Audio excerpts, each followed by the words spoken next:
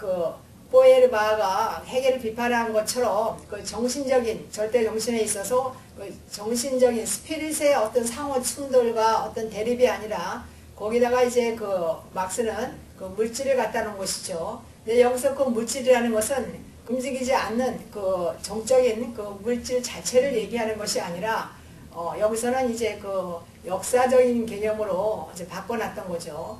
그러니까 우리가 막스주의가 자연주의에 속한다 할 때 그 중심에 되는 내추럴, 이것은 이 막스에게서는 뭐냐면은 그 자연주의에서 말하는 그 기본적인 그 우주가 아니라 여기는 역사 개념으로 이것이 들어간 것이죠.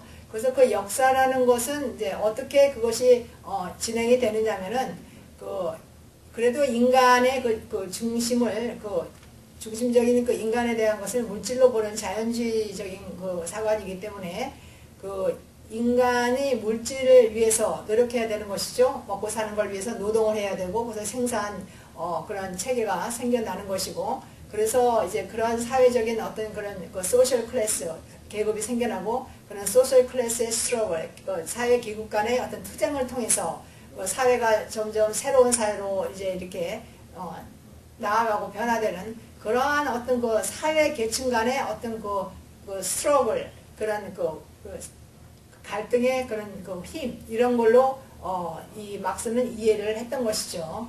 그래서 이제 역사는 상반된 사회 세력 간의 그 충돌로 이제 나가는 것이고, 그 역사의 목적은 이상적인 그런 완전한 사회를 건설하는 것이다, 이렇게 보았던 것입니다. 그때의 세계관은 상반된 세력의 충돌을 통해서 진행된다, 이런 면에서는 그 변증법적인 그런 유물론이라고 이제 할 수 있는 것이지만, 또 어떤 그 물질을 고정된 실체로 본 것이 아니라 그 어떤 인간 역사의 어떤 역동적인 그런 것으로 보았다는 점에 있어서는 역사적인 인물론으로도 또 불릴 수 있는 것입니다. 그래서 이 막스에게는 역시 인간에 있어서의 그 기본이 물질이기 때문에 그 먼저 자연주의에서 말씀드리지 않았습니까? 그 자연주의에서 보는 인간은 그 하이니 컴플렉스 바이오 케미컬 머신이다 그래서 그 고도로 복합적인 그런 생화학적인 기계라고 인간을 보기 때문에 어떤 그 중요한 것이 이제 물질인 거죠. 인간에게 있어서는. 그래서 인간의 죽음이라는 것도 결국은 기계가 해체되는 거에 지나지 않는 거죠. 그 이상도 없는 것입니다.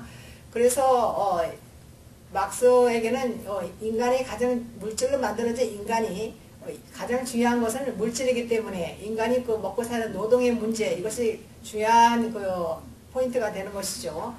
그래서 이제 생산 문제, 그래서 역사, 이런 것이 이제 그 막스의 그런 특유의 그 역사관이 펼쳐지는 것이죠. 그래서 옛날에 그 부족 사회에서 그 인간이 어떤 뭐 사유재산 이런 것은 논외가 되는 것이고, 어떤 그 집단적인 그런 부족 사회에서 같이 생활을 농업이나 뭐 이런 생활을 하다가 그것이 이제 어떤 봉건적인 어떤 그런 사회 제도 아래에서 있다가 이제 생산 기술이 이제 자본과 생산 기술이 이제 생겨나고 늘어나서 생산 기술이 발전이 되니까 그것을 자본과 생산 기술을 이제 장악하는 사람들이 가진 세력들이 이제 또 등장하게 되는 거죠. 그래서 스에게서 이제 역사는 계급 투쟁의 역사가 되는 건데요. 어떤 특정한 물건을 생산해내는 그것들이 특정한 사회 계급을 만든다고 보았던 거죠. 그래서 봉건 농업사회에서 이제 그러한 생산 시스템이 이제 개발되고 이제 자본과 생산 기술을 가진 사람들이 이제 새로운 이제 현대 자본사회, 산업사회로 이제 그런 계층들로 이제 발전해 나가고, 그 사람들 간의 상호 충돌로 인해서 기득권을 가진 이제 봉건 세력들이 자신의 그 소유와 지위를 놓지 않으려고 하니까 이제 스트롱한 새로운 그 현대 산업 계층들이, 산업사회 계층들이 생겨나서 그것이 이제 결국은 혁명으로 이어져서 그 예가 이제 역사적으로 프랑스 혁명에서 그것이 이제 실현된 걸로 이렇게 본 것입니다.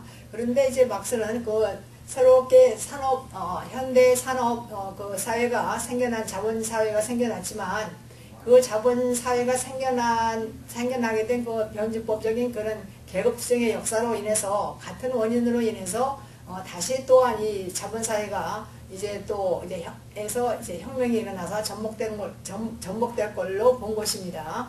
왜냐하면 이제 현대 산업사회에서는 이제 그 생산이 문제와 이제 분배의 문제가 있는 것이죠. 생산이 많이 일어나지만 분배는 이제 협소해지고 또 이제 특정한 부가 이제 축적이 되고 또 고용 문제가 소비가 부족하니까 생산에 비해서 무고용의 문제가 생겨나고 그래서 이제 착취당하는 그런 프롤레타리아 무자산 노동자 계급들이 결국은 생겨나서 이 사람들이 이제 혁명을 일으킨다 이렇게 보았던 겁니다.